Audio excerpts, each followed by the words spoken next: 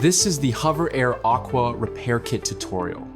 We'll show you how to replace the propellers and frame. Open the box and you'll see propellers, a replacement frame, motor guards, a screwdriver, and screws. These tools and parts can be used to replace damaged propellers or frames, keeping your AQUA in optimal condition. First, let's see how to replace the propellers. Make sure the device is completely powered off and place it upside down with the back facing up.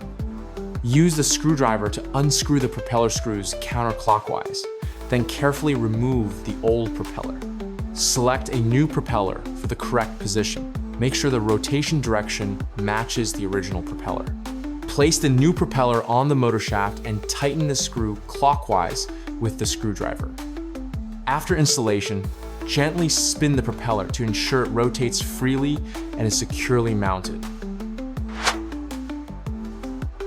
If you need to replace the motor guard, place the AQUA right side up on the table or a flat, stable surface. Lift the old motor guard straight up to remove it.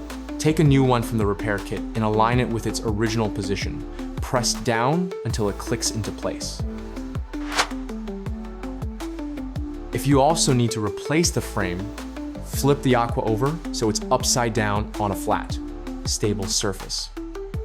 Use the screwdriver from the repair kit to unscrew the 4 screws holding the old frame.